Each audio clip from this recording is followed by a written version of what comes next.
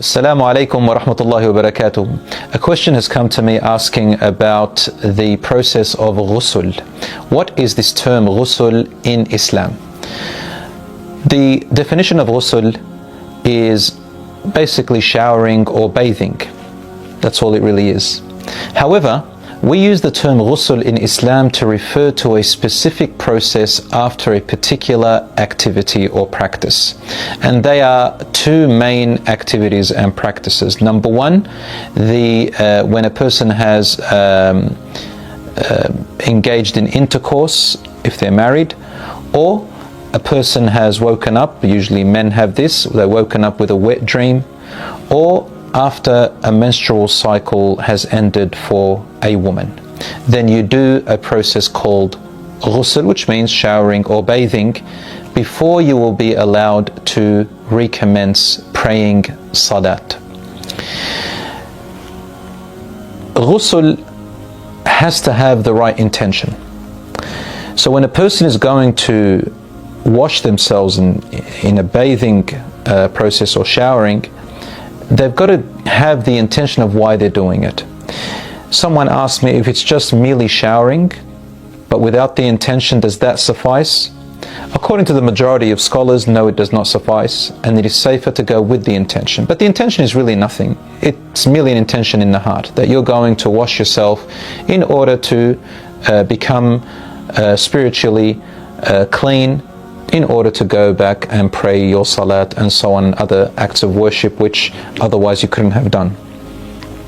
So for the men and women, it's the same process or the same method, with slightly differing views here and there, which I'm going to mention. First of all, it suffices to just if you're under the shower, for example, sprinkler, to let the water drop all over your body from head down to your toes, and that the water has to reach every part of your body, including the roots of your hair. Once that is done, then your ghusl is over. I know some teenagers, when I was a teacher, students ask me, what can I do when I am rushing to school and I've had a wet dream and then I can't have a shower, and then when it comes time to prayer they kind of hide, or they don't want to pray, and some of them even pray without having done their ghusl from this state, which is called, another term called janaba. So we had to rush to answer that question and say, listen, it's very easy. All you have to do is just jump in the shower, let the sprinkler go all over your body, 1 minute job, and it's done. So it's that simple for both men and women.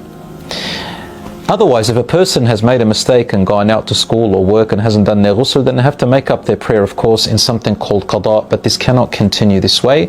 And of course, Allah pardons people for their ignorance. Now I come to the sunnah way, the recommended way that the Prophet, peace be upon him, taught us to do the ghusl, which will give you more hasanat just for following the way of the Prophet, peace be upon him. Obviously, to us, ghusl is a form of worship because we do it for the acts of worship when we pray and so on.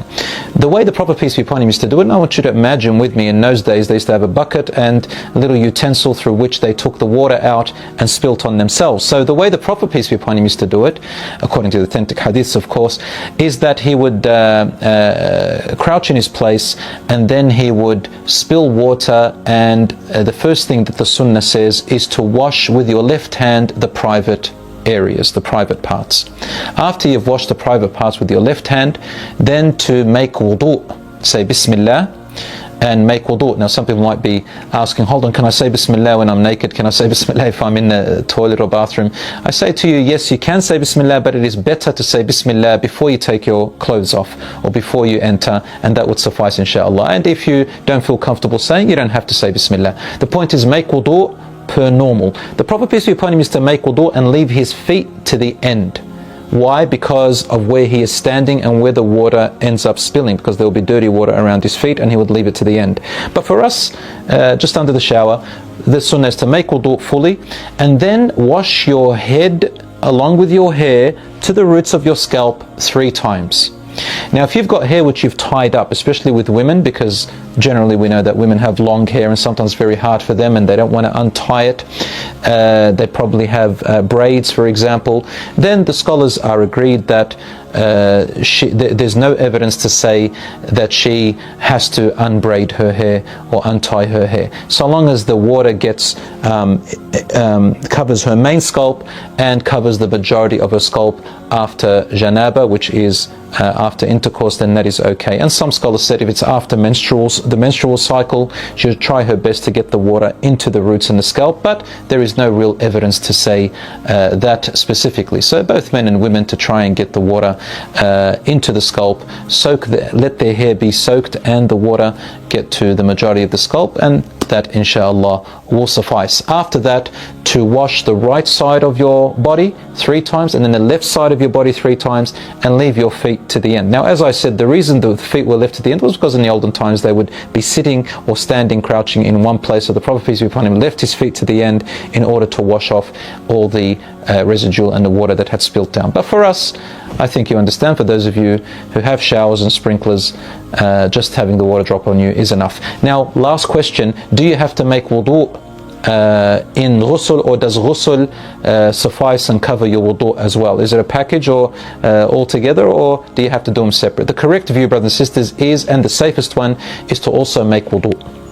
So make the intention for ghusl in your heart, and then the intention for wudu while you're in the shower, and inshallah you can pray straight after it. I hope that answers your question. Wassalamu alaikum wa rahmatullah.